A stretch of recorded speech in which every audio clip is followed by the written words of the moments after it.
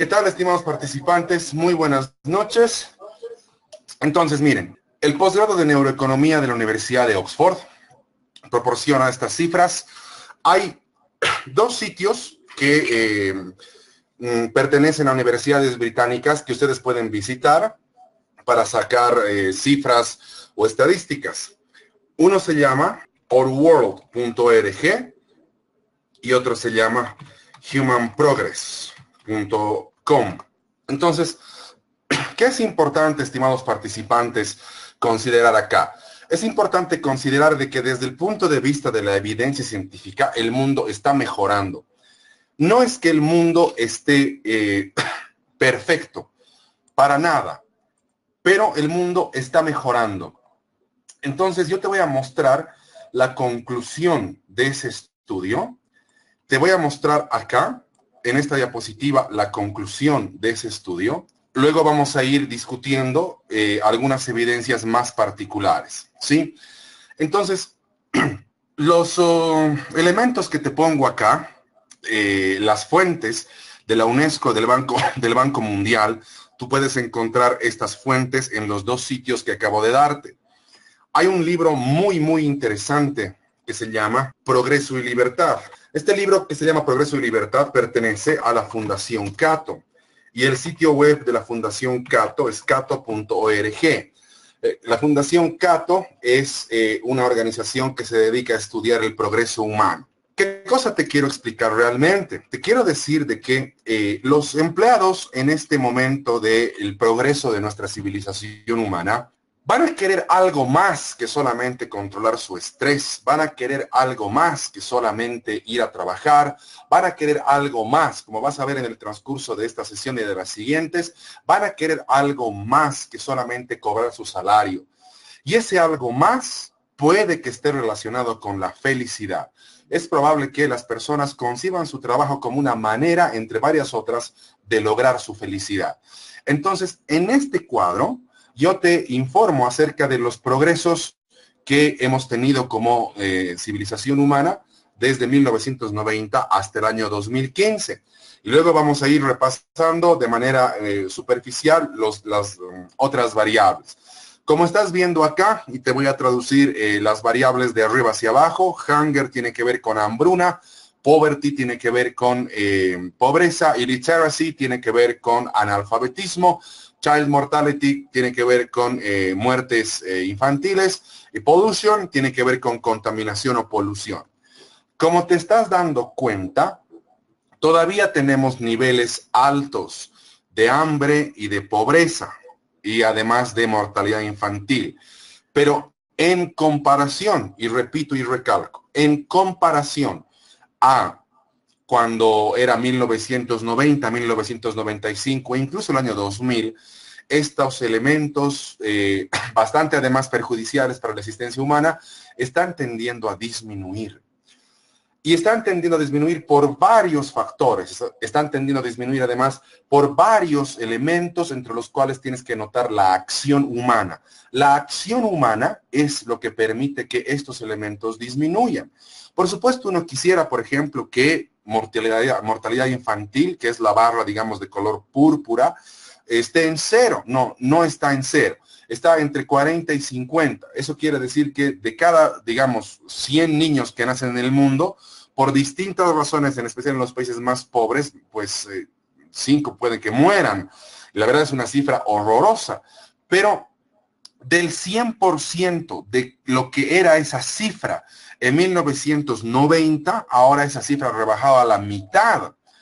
Pónganse a pensar también en la hambruna. Hay gente que todavía vive en hambruna. Tú puedes decir alrededor de un 50 a 60% de las personas en el mundo pues, se van a ir con hambre hoy día en la noche a acostarse o han comido menos de 3 veces por día.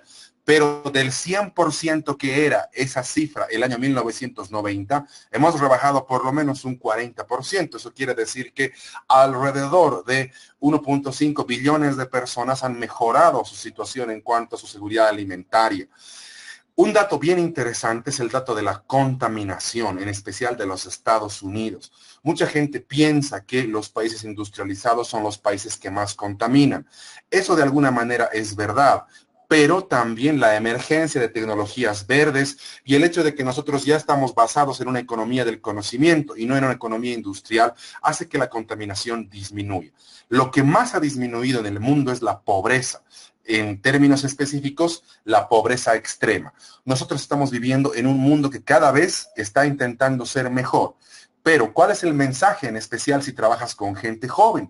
El mensaje es que si nosotros nos dormimos, si no hacemos nada por seguir mejorando, estas cifras van a tender a empeorar en los siguientes 10 años. Ese es el mensaje. El mundo no mejora porque sí, el mundo mejora por la acción humana. Por eso es absolutamente importante que tú como gestor del talento, que tú como gestor de recursos humanos en esta maestría, es muy importante que tú entiendas que es la acción humana la que modifica el medio ambiente.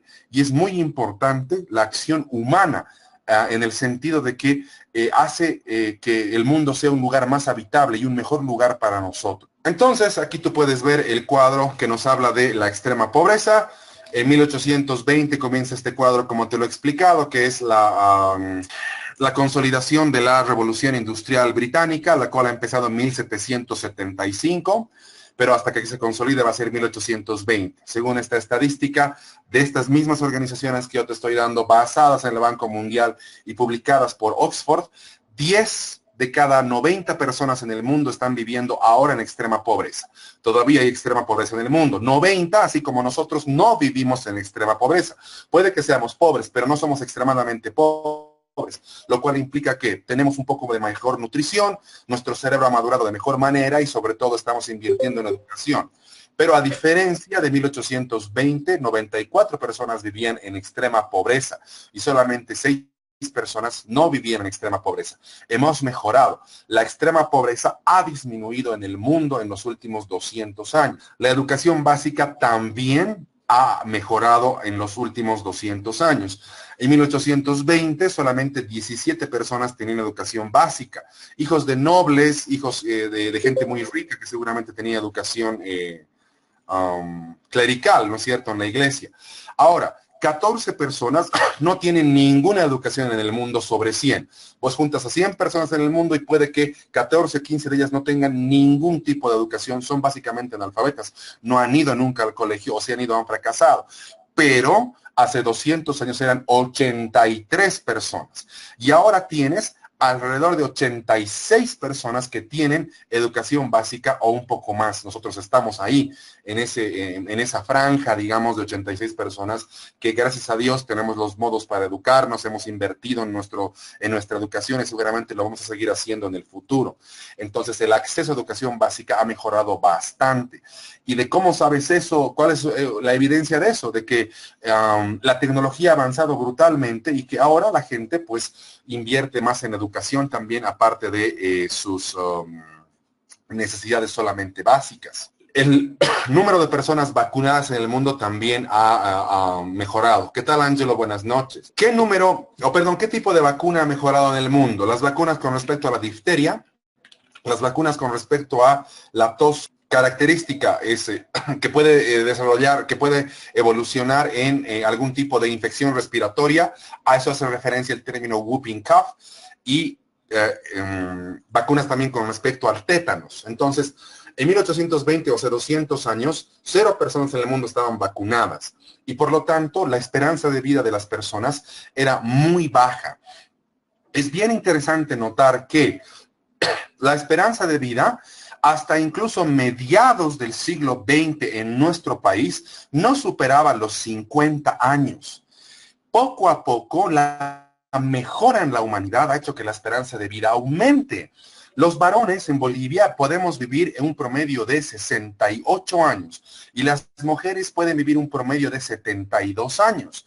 Y es bien interesante notar que los años de educación en las mujeres repercuten directamente en la esperanza de vida que ellas tienen. Por lo tanto, si eres mujer y quieres vivir más tiempo, la fórmula es educate, es decir, ten mayor educación académica. Anda a la universidad y termina la universidad. Y desde el punto de vista de esta cifra, recién la cantidad de personas que se estaban vacunando ha aumentado a partir de los años 60, 70 y 80. Tienes alrededor de 86 personas que son vacunadas en el mundo y lamentablemente 14 no reciben ninguna vacuna. Y no tiene que ver con el dinero con el cual tú cuentes, tiene que ver con creencias religiosas, tiene que ver con la postura con respecto a la ciencia. Todavía hay gente que sigue pensando que las vacunas producen autismo, todavía hay gente que sigue pensando que de acuerdo a ciertos preceptos religiosos no tienes que recibir vacunas, es problema de esas personas. Pero 86 personas ahora en el mundo están vacunadas, por lo tanto vives en un mundo mejor. Y esa es la evidencia más importante que yo tengo para decirte, estudiaremos felicidad, estudiaremos maneras saludables que tienen las personas de salir adelante y de trabajar para obtener aquello que quieren obtener, no solamente ir al trabajo. Puedes ir comentando en el chat y yo puedo ir razonando a partir de los comentarios que me das, mientras yo sigo explicando las diapositivas. Fíjate en el razonamiento de Brodzinski. Brodzinski es un biólogo evolutivo. Él estudia la conducta de los seres humanos en cuanto a nuestra programación genética y en cuanto a considerarnos como mamíferos. Él, por ejemplo, en 1995 ha afirmado que los cromosomas de nuestras neuronas y de nuestras células reproductivas se van a modificar, es decir, nuestros genes van a mutar cuando nosotros vivimos eventos traumáticos, cuando tenemos relaciones sexuales y cuando nos acercamos a la felicidad. La felicidad tiene una influencia desde el punto de vista de Brodzinski cromosómica en nuestro cuerpo. Eso quiere decir que nuestros genes mutan de acuerdo a los eventos que vivimos en nuestra vida cotidiana. Y él introduce un razonamiento bien interesante, no tiene mucho que ver con nuestro módulo, pero es interesante que Brodzinski opine que infidelidad, resistencia física y enfermedades cardiovasculares puede que sean hereditarias. Ahora, Brodzinski ha opinado esto desde el punto de vista evolutivo, como te decía, desde el punto de vista más genético.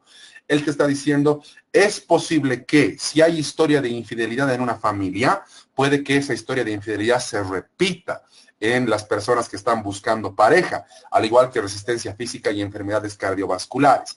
Hasta algún punto, la psicoterapia no es que ha comprobado, es que está intentando aceptar esa evidencia. Está claro que las personas infieles son una de las personas en psicoterapia que menos tiende a cambiar.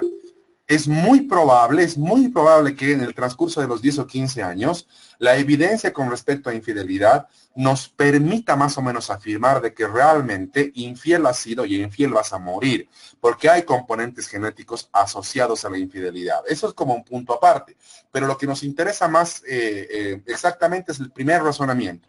La felicidad hace que nuestros cromosomas muten, hace que nuestros cromosomas se vuelvan más resistentes e incrementen nuestra esperanza de vida. Ahora, te voy a mostrar estos elementos. Creo que en algún momento ya los hemos discutido, por eso te digo, hazme recuerdo para que yo no te informe de lo mismo.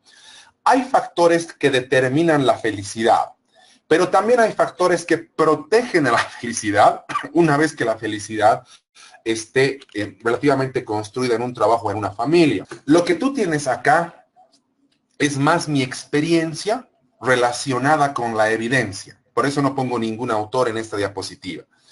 ¿Qué factores yo te puedo decir que protegen a la felicidad?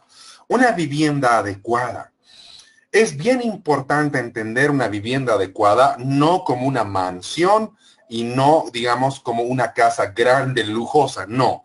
Es importante entender la vivienda en el sentido de que tiene que haber privacidad para los miembros que viven en la familia. No tiene que haber hacinamiento, tiene que haber privacidad. Y eso es como un factor psicológico, como un factor, digamos, más económico, físico, acceso, por supuesto, a alcantarillado, a electricidad y agua potable. Pero dentro del punto de vista psicológico tiene que haber privacidad, es decir, tiene que haber un baño que se respete el uso, tiene que haber cuartos más o menos separados, etcétera. Eso es bastante importante. Desde el punto de vista de los estudios en masculinidad, por ejemplo, se ha empezado a comprobar de que los varones que se independizan más tardíamente son aquellos varones que han compartido baño o han compartido dormitorio con sus padres hasta edades muy tardías. Entonces, el hecho de que no exista privacidad parece que particularmente afecta el proceso de masculinización saludable de los varones. Otro elemento de protección a la felicidad es el empleo estable de los padres. La estabilidad laboral es un factor de salud mental. La estabilidad laboral además repercute en procesos más o menos saludables de funcionamiento sistémico familiar. Cuando el trabajo de los padres es estable, hasta incluso se puede pensar en adquirir deuda. Y es importante que los padres tengan trabajo estable, porque además pueden incurrir en comportamientos de ahorro. Otro elemento importante, que también está en la diapositiva, por supuesto, es la supervisión parental de los hijos. Y te voy a mostrar la siguiente diapositiva para explicarte una mejora en la supervisión parental de los hijos en algunos países. Y así tú vas viendo otros factores de protección. Para mí, el más importante factor de protección es el penúltimo, la inteligencia superior a la media. Ustedes, por ejemplo, van a estudiar esta maestría alrededor de 1 año y 9 meses, 1 año y 10 meses, ¿sí?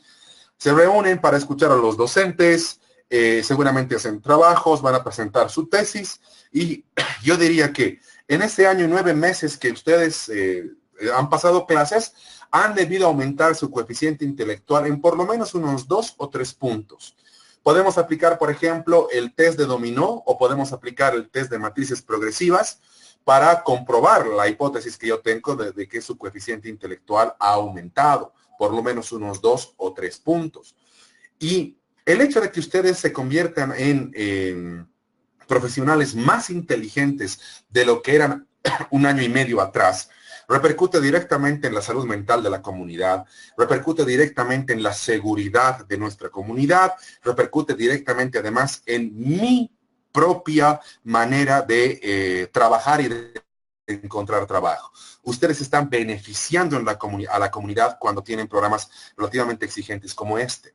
Entonces, cuando tú tienes padres con inteligencia superior a la media o una comunidad con inteligencia superior a la media, entonces las personas empiezan a pensar más en su calidad de vida que solamente en sobrevivir. Y las personas empiezan a pensar más en cómo irradiar los beneficios de su propia capacidad a su comunidad, más que en solamente ir a trabajar. Entonces, un factor de protección absolutamente poderoso es tener más personas más inteligentes en la comunidad. Indira menciona un elemento importantísimo que es la nutrición, y en el comentario que le dan en el chat, pues ese comentario está basado en evidencia científica. ¿Qué yo puedo aportar al comentario de nuestra compañera? Puedo aportar que la calidad de las relaciones estaría en un primer lugar en cuanto a nuestros cambios genéticos positivos. Después puede venir la alimentación en un segundo lugar, como han comprobado los estudiosos del apego en niños. La alimentación es un factor importantísimo. Un poco más importante es la calidad de las relaciones que tenemos en nuestro trabajo y en nuestra familia. Eso vas a ver más adelante, en realidad no más adelante, lo vas a ver ahora mismo. Te voy a mostrar esta diapositiva, así vamos adelantando también un poco, y así te voy mostrando también más cosas.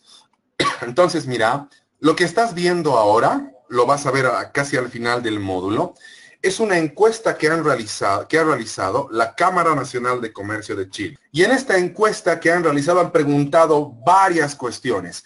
Y los coeficientes que están viendo están en función del 7. El 7 es la máxima calificación.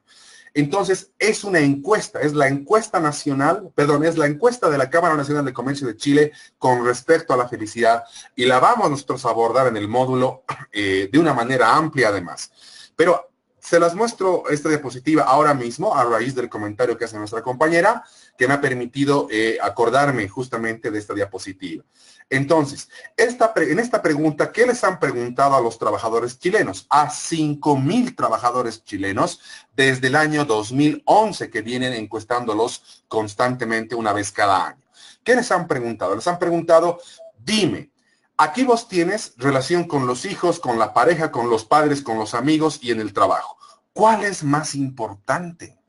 Y muchas personas han dicho, sí, el trabajo es importante, pero para la mayoría de esas 5.000 personas, las relaciones que se establecen por fuera del trabajo son más importantes que el trabajo en sí mismo. No es que el trabajo no sea importante, el trabajo puntúa 6,01 sobre 7, es muy importante, pero parece que las relaciones personales para estas personas son más importantes que el propio trabajo. Y fíjense acá, muchas personas han respondido que la relación con los hijos y con la pareja y con los padres son los elementos más importantes en su vida. Por eso les digo que la calidad de las relaciones tiene que ver no solamente con componentes genéticos, sino también con componentes psicológicos de felicidad laboral, la calidad de las relaciones. El 97% de las personas de esa encuesta han dicho que la felicidad laboral es muy importante. Y cuando se han publicado estos datos a partir del 2011, 2012, 2013, la Cámara Nacional de Comercio en Chile lo que ha hecho es introducir o recomendar introducciones de políticas estatales con respecto a la felicidad laboral en Chile. Y el anterior gobierno de la señora Bachelet y este gobierno del señor Piñera, hasta donde puedes leer, por ejemplo, en los reportes de felicidad de la Universidad Católica de Chile, está intentando potencializar políticas públicas de felicidad laboral. O sea, los chilenos están tomando muy en serio lo que nosotros estamos estudiando en nuestro módulo. Entonces, mira, estábamos acá, ya llegó la diapositiva, no te preocupes, estábamos justamente acá. Quiero que te fijes en esta diapositiva y primero fíjate en las barras, ¿ya? Fíjate en las barras azules y celestes. Las barras azules un poco oscuras representan a los padres, no a las madres, ¿sí? Vamos a hablar de los papás varones. A los padres varones que han ido a la universidad, bueno, y las barras celestes representan a los padres varones que no han ido a la universidad o que han ido, pero que no han terminado la universidad. Una vez que ya te has fijado en las diferencias de color, ahora por favor fíjate en los países, ¿ya? Fíjate en los países. Estamos nombrando países con un alto desarrollo industrial, Estados Unidos, Alemania, Francia, Inglaterra o Gran Bretaña. Y estamos nombrando países donde la gente tiene una alta carga de trabajo, España, Italia, Francia y Holanda. Y también estamos nombrando un país que es Eslovenia, que está abajo al medio, que es uno de los considerados uno de los nuevos ricos, ¿no? Eslovenia es uno de los países que más ha achicado su estado. Creo que tiene alrededor de 8 o 9 ministerios solamente y básicamente ha permitido la inversión privada a niveles pero absolutamente gigantes.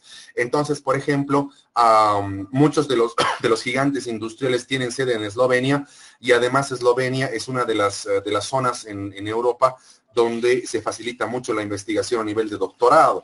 Por lo tanto, tienes muchas personas generando conocimiento en Eslovenia. Es uno de los países más pequeños que está intentando ser uno de los nuevos ricos, seguramente en los siguientes 50 años. Veremos cómo le va. A la izquierda o a la derecha, independientemente del lugar donde tú veas, te estoy hablando de la escala que va de 0 a 50, de 50 a 100 y de 100 a 150.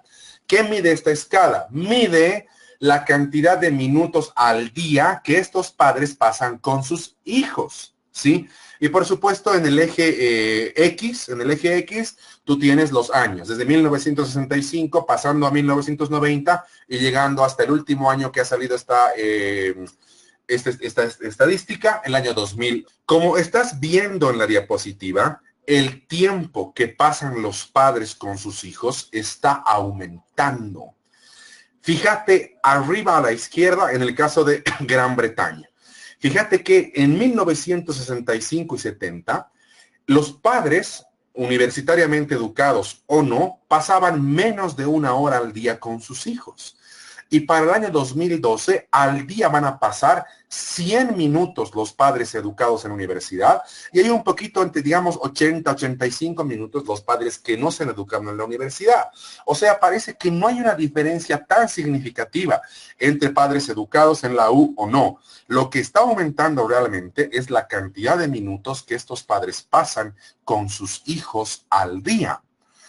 en países además con una fuerte carga de trabajo, con un fuerte desarrollo industrial, donde hay que salir a trabajar. Entonces, ¿qué cosa yo te quiero decir acá? Cuando uno aborda el tema de felicidad dentro de la familia, el refrán, la máxima, la frase que dice tiempo de calidad, no de cantidad, no es tanto así.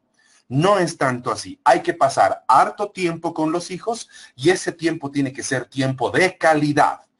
No es que poquito tiempo de calidad y no importa lo demás. No es tanto así, estás viendo la evidencia. Además, te estoy dando los autores para que los puedas consultar. Es bien interesante notar de que en estos países con un gran desarrollo industrial, los padres varones tienden a pasar más tiempo con sus hijos. Entonces, el trabajo no es obstáculo para tener una vida familiar más o menos sostenible, más o menos satisfactoria. Por supuesto que se pueden hacer diferencias, por ejemplo, entre Francia y Canadá, entre Holanda, que es Netherlands, e Italia, entre seguramente Eslovenia y Dinamarca, por ejemplo. Por supuesto que se pueden hacer diferencias, pero normalmente uno tendería a pensar que si el padre que no está educado en la universidad tiene horarios muy informales de trabajo, no puede quedarse en la casa. El padre que es educado en la universidad tiene horarios formales y trabaja mucho, entonces no puede estar con sus hijos. La tendencia ha ido cambiando más bien para bien. La tendencia de estos países es que los padres varones pasan más tiempo con sus hijos y eso repercute alucinantemente en la salud mental de niñas y niños, en la construcción de límites, en el hecho de proporcionar un ejemplo saludable, en el hecho de proporcionar un referente de seguridad. Entonces el mundo está tendiendo a mejorar. Por lo tanto, si, digamos, tú como excelente psicólogo organizacional que vas a hacer, hablas con nuestros padres y les dices, bueno, vamos a hacer un estudio sobre cómo prevenir el estrés, ellos te van a decir, ¿para qué? Bueno, entonces vamos a hacer un estudio sobre cómo los empleados tienen que estar más motivados. ¿Para qué? Oiga, yo salgo a trabajar, estoy motivado, ¿no está viendo acaso que con lo que gano mantengo a mi familia? Eso quiere decir que los empleados pueden que estén buscando otras cosas.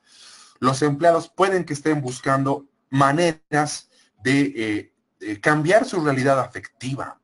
Y es un poco lo que uno busca cuando va a la universidad. Uno busca cosas nuevas. Uno busca información nueva, nuevos paradigmas, nuevas maneras de entender la realidad. No buscas en una maestría las mismas clases o el mismo contenido que has tenido en el pregrado. Es un poco lo mismo. Te voy a dar esta diapositiva y antes de pasar a un experimento, contame qué te llama la atención de los estudios que están empezando a hacer en Cambridge el año pasado con respecto a lo que ves en la diapositiva. Lee y contame, dime en el chat qué te llama la atención, qué quieres que te explique, etcétera. Y también en el chat contame tus impresiones con respecto a lo que acabamos de discutir. Dale, contame. Joan, la relación física entre madre e hijo o hija se llama diálogo tónico. En realidad, para ser más preciso, se llama diálogo tónico corporal. Y la evidencia apunta a que los adultos que son más resilientes, los adultos que son más persistentes, los adultos que se perdonan más a sí mismos, han pasado más tiempo con sus mamás acostados, siendo tocados por ellas, siendo abrazados por ellas.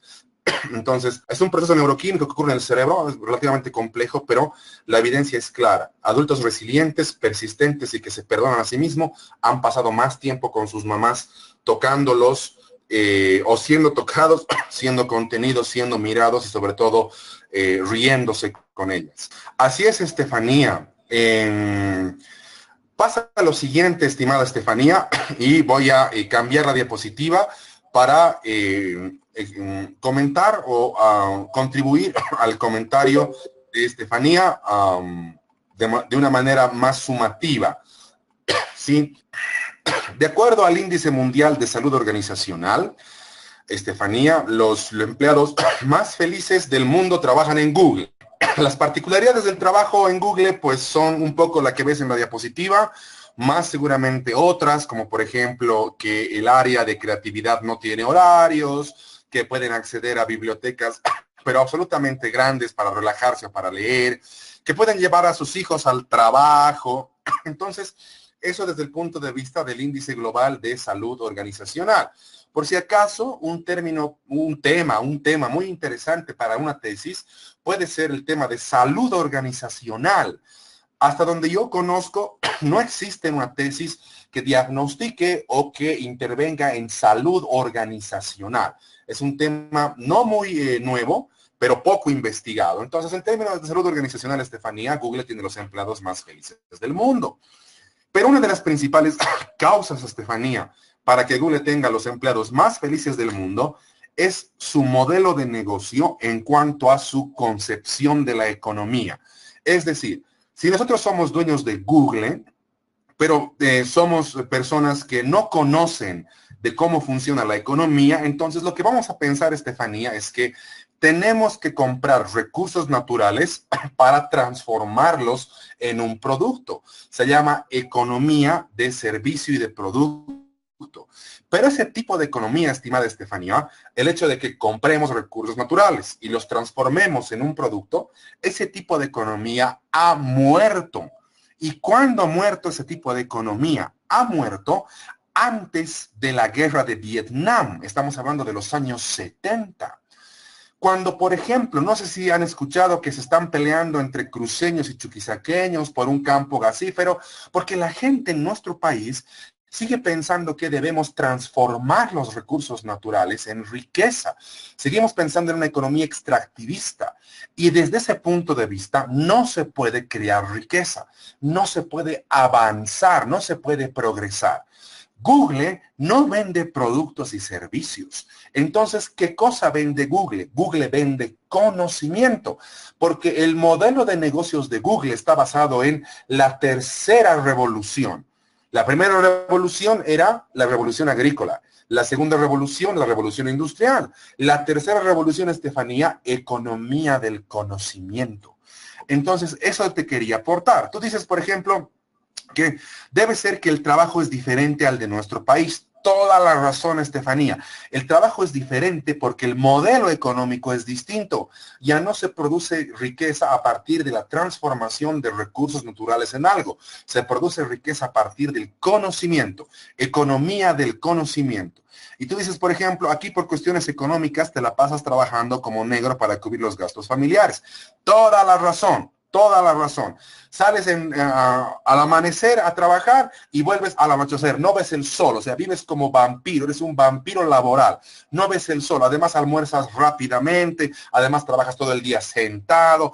Aparte, seguramente tienes algunos jefes medio invasivos, entonces tienes toda la razón. Pero justamente lo que tú mencionas tiene que ver con el hecho de que no estamos insertos en la economía del conocimiento. Seguimos en una economía en función de la industrialización. Así es, Carolina. Las madres que hablan a sus bebés mientras los acarician producen en sus bebés dos neurotransmisores, dopamina y oxitocina. Dopamina que tiene que ver básicamente con la sensación de placer y oxitocina que tiene que ver con la sensación de bonding o de vínculo o de unión. Así es, Ángelo, tenemos que tener un abordaje científico a la felicidad. No podemos hablar de poesía de la felicidad y tampoco podemos hablar de la felicidad simplemente como una necesidad humana, o sea, como algo lindo.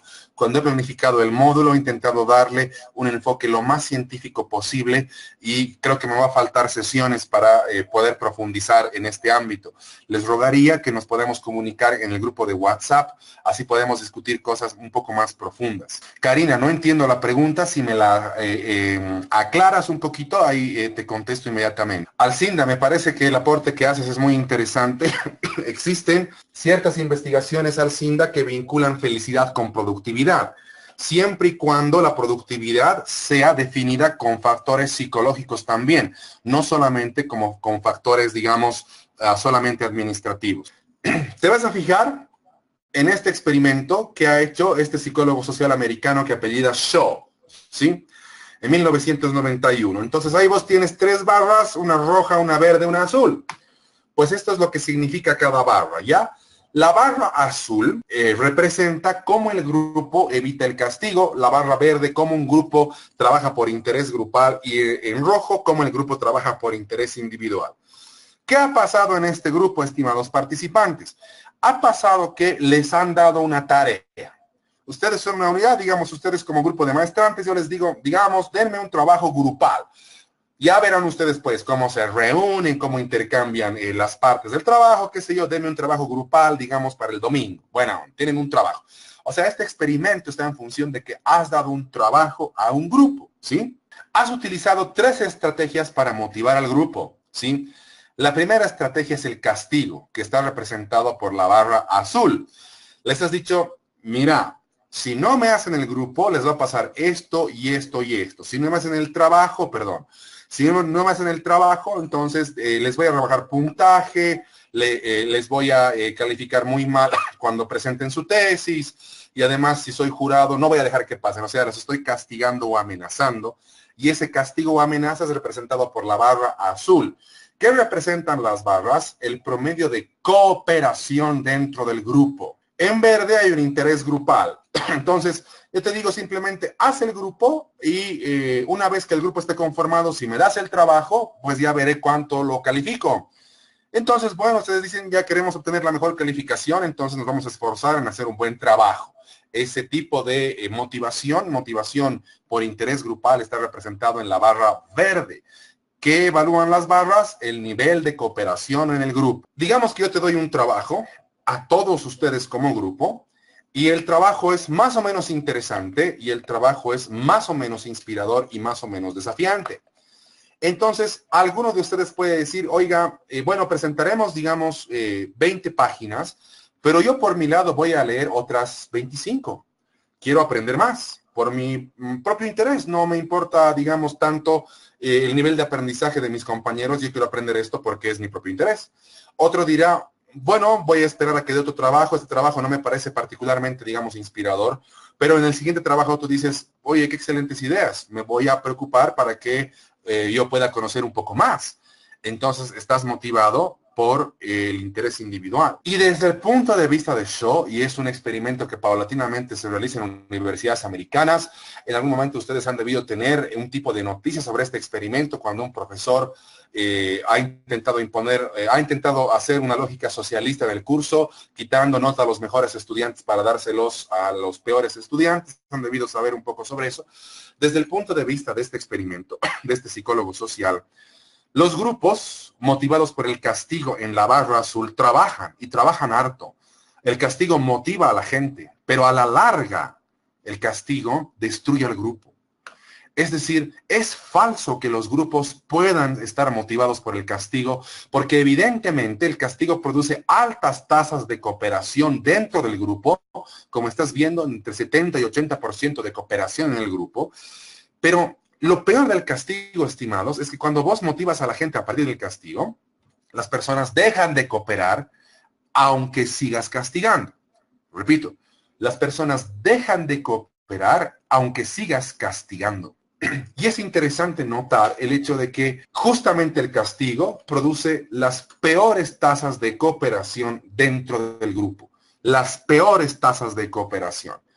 Fíjense acá cómo a lo largo del tiempo y mientras más incrementas el número de participantes en un grupo, la gente, aunque se sienta castigada, no coopera.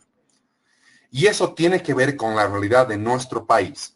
El hecho de que vos tengas estudiantes o tengas empleados o tengas jefes que no quieran cooperar, que no quieran dar más de lo que tienen, es porque los han castigado, en especial cuando eran niños.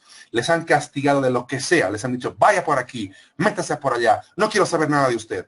Y eso tiene directa repercusión en la capacidad de cooperación de una comunidad.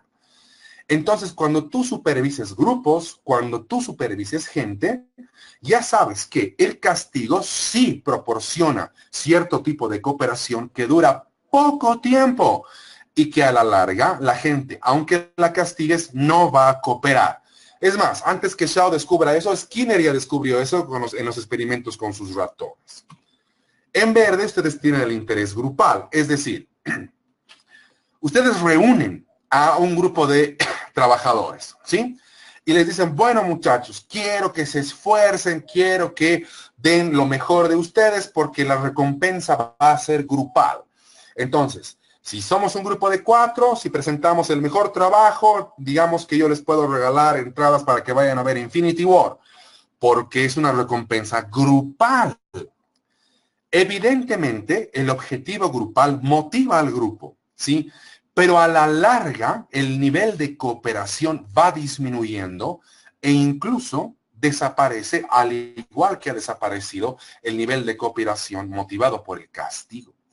Cuando vos motivas a un grupo en términos grupales y les ofreces recompensas grupales, puede que las personas cooperen entre sí, pero simplemente lo que estás haciendo es alargar el término de el tiempo de cooperación del grupo en función a la comparación con el castigo. Las personas no realizan tareas para evitar castigo. Las personas no realizan tareas por intereses grupales. Las personas realizan tareas por intereses individuales. En rojo, interés individual. Fíjate cómo el interés individual se mantiene más o menos estable, aunque aumentes el número de participantes en un grupo y aunque aumentes el tiempo de duración del grupo. ¿Eso qué significa? Significa que si nosotros entendemos como un interés individual la felicidad laboral, eso significa que las personas van a ir a trabajar porque tienen un objetivo individual que va más allá del trabajo. Ustedes, por ejemplo, no van a ser maestrantes forever. No van a pasar clases en la maestría 10, 15, 20 años. En algún momento van a dejar de ser maestrantes y van a utilizar el conocimiento de la maestría, el grado académico de la Universidad Mayor de San Andrés, para buscar mejores condiciones de trabajo o de vida. Están motivados por intereses individuales, no por castigo ni por intereses grupales. Entonces, lo que motiva a las personas es su interés individual. Y parte del interés individual de las personas es ser feliz. Y ser feliz en el trabajo y ser feliz en la familia también. Y eso es lo que he comprobado yo. Entonces, por ejemplo, cuando se habla de cierto tipo de razonamiento en cuanto la gente te puede decir, la comunidad define, el grupo es el que define al individuo, son razonamientos demasiado antiguos que no tienen fundamento científico real. El individuo es la base de la civilización, porque son sus intereses individuales los que lo motivan en el trabajo. Y parte de esos intereses, como te decía, es intentar ser un poco más feliz. Entonces, lo mismo que hemos hecho hace unos minutos. Contame tus impresiones sobre este experimento y contame tus impresiones sobre estos 3 razonamientos de una neurocientista bien polémica en los Estados Unidos que se llama Ann Coulter, una señora muy valiente en algunos sentidos, muy polémica en otros, que te muestra acá lo que te quiero enseñar. Dame tus impresiones, por favor. Así es, Joan, es muy interesante porque el altruismo se puede contagiar a partir de la activación de las neuronas espejo y a partir de la mielinización del lóbulo frontal. Entonces, cada vez que una persona es altruista o muestra que es altruista, eso ayuda a que los demás miembros de nuestra especie podamos adaptarnos y repetir o imitar ese comportamiento. Así es, estimado Adrián. En realidad, muchas de las preguntas que se realizan ahora en los procesos de selección especializada, en selección de personal especializado, tiene que ver con su, digamos, propensión al altruismo dentro de la organización, porque el altruismo está relacionado con la misión y la visión de cada organización. Sí, Teresa, hay, como tú ves la evidencia, hay delfines, caballos, abejas y hormigas que son altruistas. Los cuervos, por ejemplo, en Inglaterra se cuidan entre sí. Es difícil ver a los cuervos solos y lo que nos han explicado, bueno, que me han explicado cuando vivía allá, es que al cuidarse entre sí, los cuervos pueden repeler ataques o pueden incluso tomar venganza. Habían tenido una memoria visual bastante efectiva, digamos. Entonces, no es una conducta propia de los seres humanos, así es. Buena onda. Entonces, miren, quiero proponerles esta diapositiva y esta otra y esta otra. Primero estas 2 primeras, ya la que les estoy ahí cambiando de imagen constantemente. Lo que tú ves acá es una diapositiva para que tú puedas guiar a las personas cuando las personas te pregunten cómo se entiende la felicidad, en especial en el trabajo. Entonces, voy a dirigir tu mirada abajo primero, en la flecha roja, ¿sí? En la flecha roja tú tienes una frase que dice most people's approach, que es el abordaje de la mayoría de la gente. Entonces, la mayoría de la gente, cuando tú le preguntas qué es felicidad laboral, la mayoría de la gente tiende a responderte, felicidad laboral es que yo tenga placer en el trabajo, ¿no? Igual que si fueras una estrella de rock. Muchas personas te van a decir, miren, yo quiero, si tengo placer en el trabajo, por ejemplo, acá, oigan, acá yo les estoy hablando a una computadora, me hubiera gustado dar clases, digamos, cara a cara, cuerpo a cuerpo, ¿no? Pero si, digamos, yo reporto y digo, tengo mucho placer al poder dar clases, muchas personas pueden entender, entonces el Marcelo Pacheco está feliz dando clases. Y otras personas también pueden decir, no solamente el placer es sinónimo de felicidad laboral, la pasión también podría entenderse como un término cercano a la felicidad laboral. Pero en términos científicos, pasión y placer no son sinónimos de felicidad.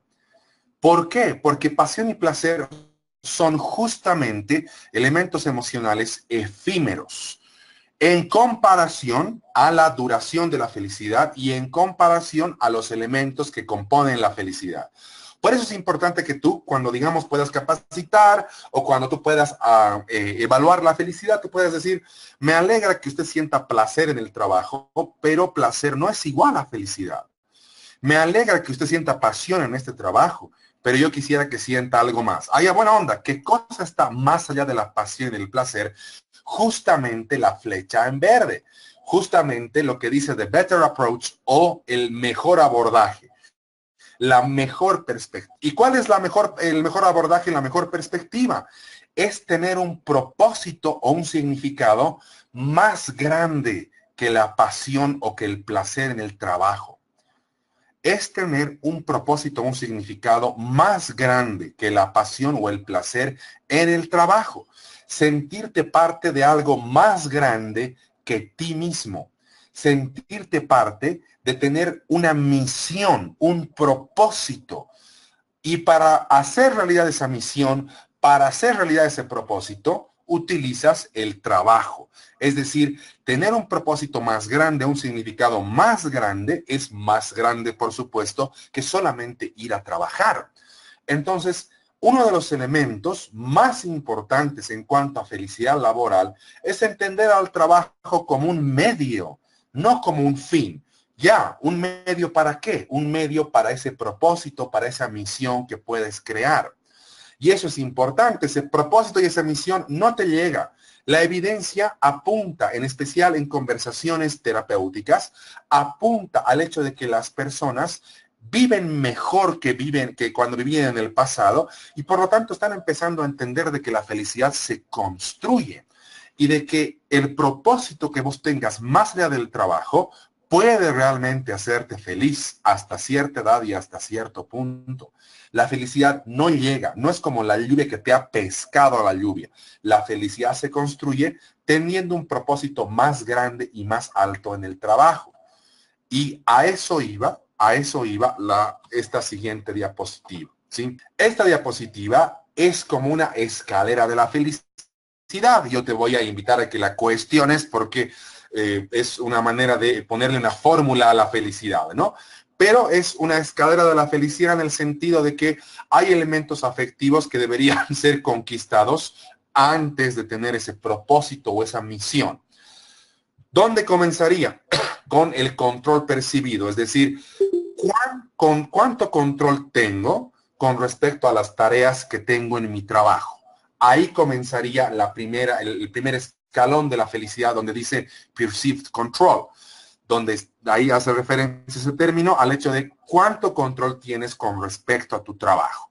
Por ejemplo, ahora que estoy dando clases, yo puedo mostrar elementos de mi propia práctica profesional, de las consultorías que puedo hacer para la fundación donde trabajo, de mi experiencia clínica y de las ideas que yo tengo con respecto a la vida. Entonces, aquí en el posgrado sí, me dan un control alto. Yo creo que tengo un control alto sobre lo que yo hago.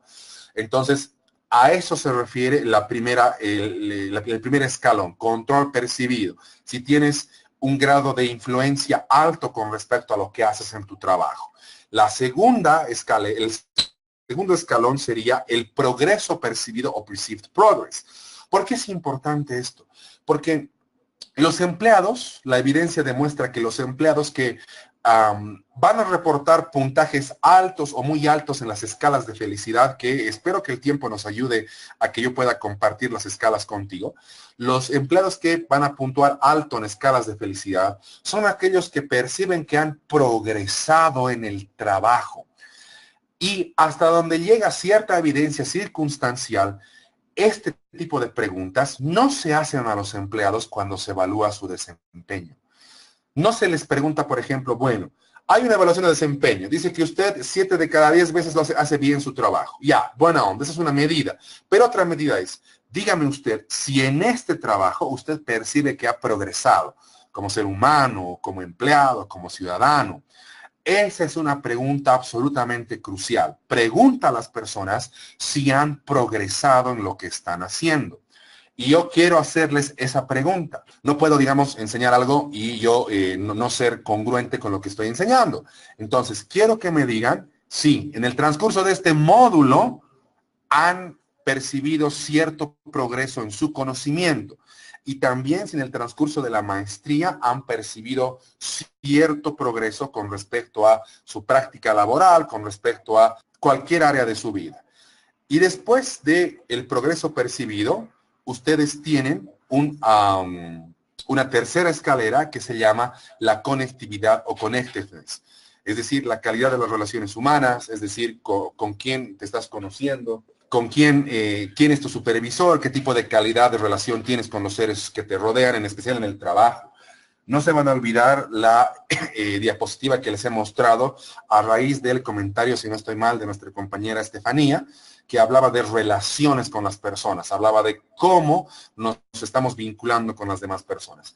Y después de estos 3 elementos, digamos, recién podrías construir tu significado, tu visión, tu proyecto, tu propósito, después. Entonces, esta diapositiva te dice, podemos nosotros tener una especie de fórmula, si vale el término, pero seguramente lo más importante es entender que pasión y placer pues no son sinónimos de felicidad, en especial dentro del trabajo. Entonces, cuéntenme sus impresiones con respecto a esta diapositiva en cuanto al progreso percibido que tienen ustedes acá en la maestría o acá en mi módulo y con respecto a si están construyendo este tipo de propósito, significado más grande que el propio trabajo.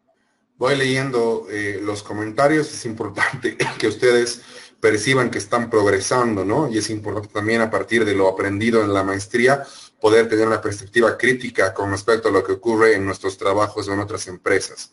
Así es. Ahora, miren, quiero comentarles estos resultados de un país que se llama Bután. Bután es el país que ha sido el primero en insertar dentro de su medida de riqueza, dentro del Producto Interno Bruto, medidas de la felicidad. Bután es uno de los países más pacíficos del mundo, si bien no uno de los países más industrializados del mundo. Pero ha llamado mucho la atención el hecho de que algunos de sus intelectuales más prominentes hayan intentado introducir dentro del Producto Interno Bruto, dentro de la medición del Producto Interno Bruto, medidas de felicidad. Entonces, esta es una comparación de elementos que hacen felices a varones y a mujeres, ¿ya? Así que te voy a ir traduciendo los elementos, los factores, perdón, en la dirección de las agujas del reloj, ¿ya? Entonces, primero tienes a las 12 en esta telaraña que permite interpretar preferencias de entre varones y mujeres, psychological well-being, que es el bienestar psicológico. Sigues y luego tienes salud. Health es salud. A las 3 en punto, digamos, está el time use o el uso del tiempo, en especial el uso del tiempo por fuera del trabajo. Luego tienes, por supuesto, educación y después tienes diversidad cultural y resiliencia. A la izquierda, diversidad cultural y resiliencia, tienes buena gobernanza, el hecho de tener un gobierno efectivo, un gobierno, digamos, más pequeño, un gobierno que se dedique realmente a gobernar. Luego tienes un término absolutamente interesante que se llama que se llama vitalidad comunitaria. La vitalidad comunitaria hace referencia al conjunto de relaciones de confianza y de reciprocidad dentro de una comunidad. Entonces, por ejemplo, mientras menos conozcas a tus vecinos, mientras más desconfianza les tengas, mientras no te quieras juntar con ellos, pues menos vital es tu comunidad. Mientras más conozcas a la gente que vive a tu alrededor, mientras más intercambies palabras, mientras más se puedan reunir, más vital es tu comunidad. Otro elemento importante más arriba, arriba de vitalidad comunitaria, es la diversidad ecológica y resiliencia. Y después tienes estándares de vida, es decir, acceso a educación, salud, servicios básicos, etc. Y la línea rosada representa las preferencias de las mujeres en Bután y la línea azul representa las preferencias de los varones en Bután. Entonces, hay ciertos puntos en común que buscamos varones y mujeres con respecto a factores que construyen nuestra felicidad. Es lo que está en la diapositiva y se presenta como evidencia.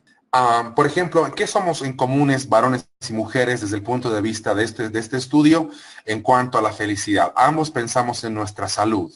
Ambos tenemos un punto común en nuestra salud. Hay que cuidar la salud física y la salud mental, por supuesto.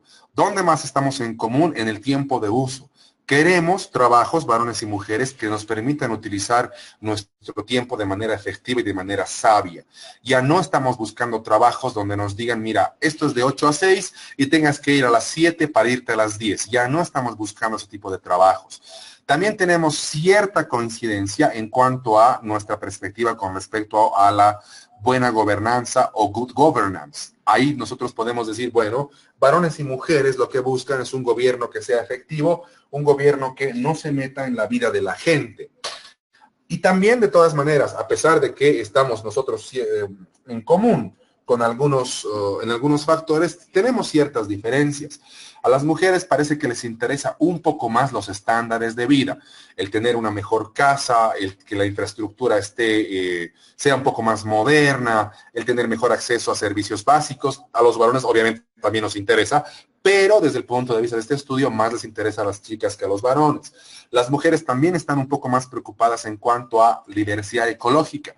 Parece que ellas pueden establecer una relación con el medio ambiente un poco más sana. Pero ¿qué nos interesa más a los varones? La educación. Parece que los varones somos más competitivos en cuanto a buscar oportunidades educativas. A las chicas también les interesa, pero un poco más a los varones. De todas maneras, aunque hay ciertas diferencias, la mayoría de los puntos están en común. A ambos sexos nos interesa bienestar psicológico, salud y todo lo que estamos discutiendo en esta diapositiva. Y además, el hecho de que las medidas no estén tan en el centro, sino más bien hacia la periferia, te indica un interés alto. Te indica un interés realmente profundo. Entonces, no existe tanta diferencia desde el punto de vista de los intereses de varones y mujeres en cuanto a la búsqueda de felicidad. Ambos estamos buscando la felicidad. Ahora, pueden haber diferencias que vamos a discutir más adelante, diferencias cuando hilas más fino, cuando te vas a, digamos, los datos mucho más precisos, pero globalmente ambos buscamos la felicidad. Ahora, ¿qué nos interesa además de esta diapositiva? Nos interesa que a partir de la innovación que ha surgido en Bután, la meta de la felicidad, de construir la felicidad, es una meta adoptada por la ONU para 2030. Y además, las mediciones de felicidad están ingresando con mucha fuerza en la medición del índice de desarrollo humano. Porque como les digo, ojalá podamos llegar a la parte donde yo puedo compartir con ustedes instrumentos de medición de felicidad laboral. Te voy a contar esta diapositiva para que nosotros podamos entender de que la felicidad se construye desde que eres niño. Por supuesto que si no se ha podido construir desde que eres niño, puedes tener acceso a psicoterapia, a adultos saludables, a una comunidad con alta vitalidad para reparar ese tipo de ausencia. Pero normalmente es recomendable de que enseñes a los niños a que tienen derecho a ser felices y a que tienen derecho sobre todo a pelear por ser felices, ¿no? A que no irrumpan en falsa modestia, a que tengan orgullo de sus logros y a que tengan orgullo de lo que son. Y este experimento lo ha realizado un psicólogo que se llamaba Henry Ballon y después lo ha reproducido un psicólogo que se apellidaba Harlow, y básicamente cada vez que se repite en el transcurso de 3 o 4 años te da resultados muy similares. Entonces vamos a dar nosotros del experimento entre juego paralelo y juego recíproco. Juego en paralelo se refiere a lo siguiente. Se refiere al hecho de que vos tienes un conjunto de niños que está jugando con un objeto, pero que no están jugando entre ellos, ni tampoco están jugando con un adulto. Se llama juego en paralelo porque justamente dos rectas paralelas no se van a unir nunca. O sea, los niños van a jugar siempre con el mismo objeto y no van a compartir los objetos, ni van a jugar entre ellos de manera corporal. Entonces solamente están jugando con un objeto. Digamos que están jugando con su tablet o están jugando con otra cosa, armando algo. Es importante que los niños tengan juego en paralelo. No hay que hacerle mala fama al juego paralelo. Pero es importante que del 100% de tiempo que tienen para jugar, que debería ser el 100% de tiempo que tienen para vivir, porque el trabajo del niño es jugar. El trabajo del niño no es estudiar, el trabajo del niño es jugar. Y además, una de las peores cosas que ha hecho nuestra educación, en especial en Latinoamérica, es hacerle caso a Gramsci, es hacerle caso a ese libro que se llama La pedagogía del oprimido. No sé quién lo sabía el nombre de este autor, pero lo he reprimido, vive en mi inconsciente porque la verdad me enferma. Una de las peores cosas que ha hecho la educación en Latinoamérica es sacar al juego del aula. Es proponer modelos educativos basados solamente en competencias y en logros y no en el juego. El juego es un valor evolutivo de construcción del sujeto. El juego se presenta solamente en especies cuyo sistema nervioso es el más avanzado. Y el juego permite no solamente la emergencia de habilidades de supervivencia, el juego permite la aparición de habilidades psicológicas de adaptación. Y mientras más lejana esté la educación del juego, más primitiva va a ser la educación. Por ejemplo, en Bolivia, los niños de 6 a 8, 9 años siguen ingresando al colegio a las 8 de la mañana. Horario de invierno, 8:30 o 9 de la mañana. Es horroroso. Un niño hasta los 10 años tiene que dormir 11 horas en promedio. Por lo tanto, la escuela debería comenzar a las 10 o a las 10:30 de la mañana, tomando en cuenta que la guagua puede desayunar en el colegio o normalmente ya debería ir bien desayunada al colegio y debería pasar clases de acuerdo a sus tiempos de atención en cuanto a su madurez cerebral. No puedes tener clases de 1 hora, 1 hora y media para guaguas que tienen 8, 9 o 10 años. Es absolutamente anticerebral, es cortar contra el hilo. Deberías tener clases de 20, 25 minutos que incluyan juego corporal y luego deben jugar por fuera del aula. Entonces, mientras más primitiva es la educación, más has subestimado el valor del juego. Los niños no juegan en Bolivia y la gente se enoja cuando los niños están jugando. Por eso, ¿sabes qué? Si bien lo que voy a decir puede sonar, no sé, no imperialista, pero puede sonar contracultural, digamos, me encanta ver a padres de familia los fines de semana jugando con sus hijos.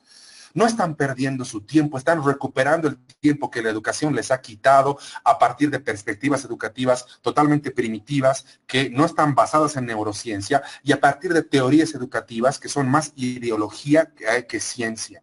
Entonces, volviendo a nuestra diapositiva, el juego en paralelo es importante. Del 100% que tiene de tiempo el niño para jugar, que debería ser básicamente todo el tiempo que tiene para vivir, un 30-35% es juego en paralelo, porque el juego en paralelo tiene la ventaja de que produce un pensamiento positivo, una autohabla positiva. El niño se habla a sí mismo de manera positiva.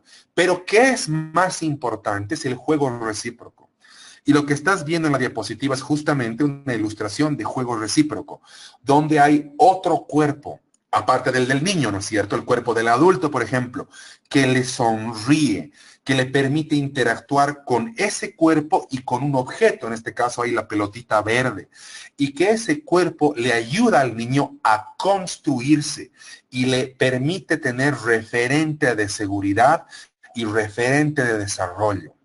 Entonces, en el experimento que ha hecho Ballon y que luego ha hecho Harlow, han comparado a niños que solamente jugaban en juego en paralelo y solamente jugaban en tipo recíproco. Y lo que han descubierto es que los niños que tienen más tiempo de juego recíproco en comparación a juego en paralelo son los niños que van a poder salir más rápidamente de problemas cuando sean adolescentes, que van a ser más seguros con respecto a sí mismos, que van a terminar la educación universitaria y van a generar más talentos en comparación a los niños que solamente han tenido juego en paralelo. Los descubrimientos en cuestión de la diferencia entre ambos tipos de juegos son alucinantes. ¿Qué tiene que ver el juego con que termines la carrera o el colegio? Tiene que ver en el sentido de que si el juego es más recíproco que paralelo, entonces te vas a convertir en un referente de seguridad a la larga. Vas a hacer jugar. No sé si ustedes, digamos, si son hermanos mayores, yo soy hermano mayor, mi mamá me decía en algún momento, hazle jugar a tu hermano, ¿no? Para que sienta referencia de seguridad y para que yo después pueda convertirme en referente de seguridad para otras personas. Entonces, el juego parece que es un factor de influencia poderosísima con respecto a la felicidad. Y eso un poco notas cuando trabajas con gente. Gente tiene un poquito ahí vergüenza a reírse, vergüenza a participar, pese a que su participación puede ser muy buena, muy constructiva, y además puede ir directamente al punto, pero no te participa, no te habla, no te mira y siente vergüenza al momento de expresar alguna opinión, es porque básicamente no han jugado o los han castigado mucho cuando les han descubierto que estaban jugando. Entonces, si trabajas con personas jóvenes, hazles jugar. Si trabajas con adolescentes o con niños en especial, hazles jugar. El juego es un comportamiento de adaptación evolutiva, no es una pérdida de tiempo como la educación más tradicional nos ha llevado a pensar. ¿Qué les parece si terminamos nosotros con esta diapositiva? Hay evidencia en los últimos 10 años en cuanto a psicoterapia de que estos elementos te hacen feliz, los últimos elementos, el último razonamiento, no te hacen feliz. Por ejemplo, uno de los últimos estudios sobre felicidad que se ha hecho en Inglaterra consiste en la comparación de personas que han ganado la lotería en comparación de personas que han sido parapléjicas. No sé si te he contado el experimento, pero sirve para que ilustre el último punto ahora, ¿no? Entonces, en los primeros 3 meses, las personas que habían ganado la lotería han reportado índices de felicidad totalmente altos en comparación a los índices de felicidad de personas que tenían cuadriplegia. Pero entre 3 y 6 meses después de que han ganado la lotería o que se han vuelto cuadriplégicos, las personas han reportado los mismos niveles de felicidad. Entonces, acá tú tienes evidencia desde la psicoterapia de aquellas cosas que te pueden hacer feliz, porque bueno, está comprobado de que la felicidad no tiene que ver con relación de pareja, no tiene que ver con ganar la lotería, no tiene que ver con llegar a adulto mayor. Los juegos de video, en especial, por lo menos en casos de varones, adultos jóvenes que tienen cierta tendencia, cierta presencia, si vale el término de depresión, son una gran herramienta para recuperar el autocontrol y para recuperar la sensación de logro. Entonces, los juegos de video son una gran herramienta, en especial para adultos jóvenes, para combatir la depresión. Es muy posible que un adulto joven, varón en especial, probablemente con las chicas también se puede hacer la misma relación. Es muy posible que los adultos jóvenes que juegan juegos de video quieran sentir autocontrol, quieran sentir sensación de logro y quieran sentir de que están avanzando en algo más en cuanto a sus habilidades. Entonces, es cierto que se pueden hacer fuertes críticas a los juegos de video, pero tienen una utilidad terapéutica comprobada por evidencia. Es por eso que son bastante populares, además, la mayoría de juegos de video. Después, por ejemplo, Joan, en cuanto a la gratitud, estimada Joan, produce un efecto brutal en el cerebro, brutal en el cerebro. Entonces, mira, te quiero, a partir de lo que vos me preguntas, les quiero contar una cosa. Un hospital del Alto, una enfermera, mentira, la directora de las enfermeras me llama el martes en la noche y me dice que me quiere invitar a dar una charla sobre salud mental. Le digo, perfecto, ¿cuándo nos podemos ver? ¿Qué tema que quisiera que yo toque? Y ella me habla de trastornos de personalidad y trastornos de aprendizaje. Entonces, y me dice, ¿cómo los podemos prevenir? Y le digo, pero eso no es salud mental. La salud mental no solamente puede estar basada en la ausencia de la enfermedad. Además, si tú me hablas de salud mental, tienes una visión demasiado de la edad industrial, ¿no es cierto? Donde la prevención del trastorno era equivalente a la presencia de salud en una comunidad. Entonces, por ejemplo, si hablamos de salud mental, estimada Joan, tenemos que hablar de cuánta gratitud tiene la gente en nuestra comunidad.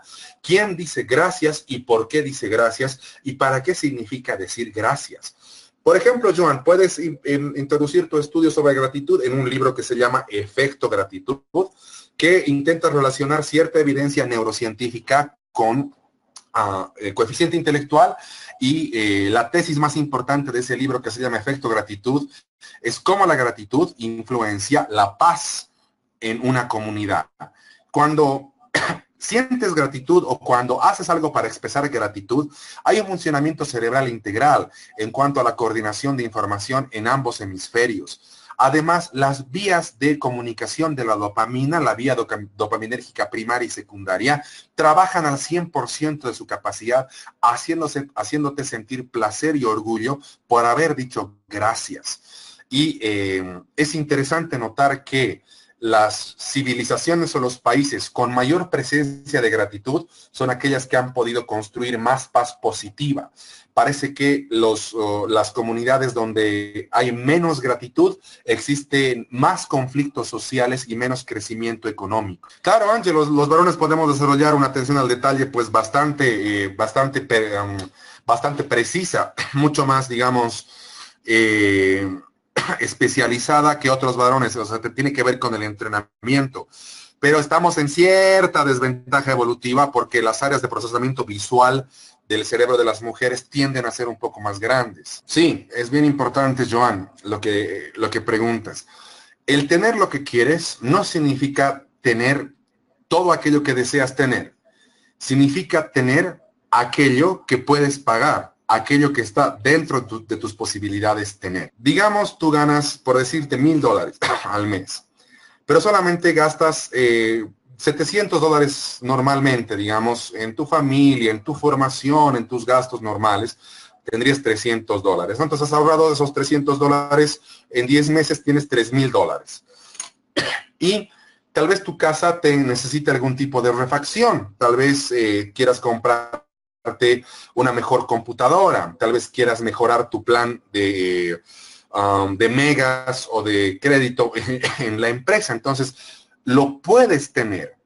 Y si lo tienes, entonces tenerlo te puede hacer un poco más feliz. Tener lo que quieres te hace feliz, en el sentido de que si está a tu alcance y es producto de tu esfuerzo aquello que quieres tenerlo, una vez que lo tengas, te puedes sentir un poco mejor, te puedes sentir un poco más feliz. No hace referencia al hecho de que, por ejemplo, quisiera que, no sé, pues a Shakira se enamore de mí, o quisiera ser un rockstar mundialmente conocido, o ser el dueño del Taj Mahal. No hace referencia a eso. Hace referencia a poder tener aquello que uno puede tener. Bueno, estimados, a partir de los comentarios que estamos leyendo en el chat, pues intuitivamente uno puede pensar de que esa parte de su vida la tienen casi en el abandono total. Entonces, no es una buena señal que estudiemos felicidad sin tener relaciones sexuales y orgasmos. ¿Qué es importante cuando consideramos como un componente de la felicidad la lujuria y la seducción? ¿Qué es importante? Lo que quiero decir es que es importante la vida de pareja.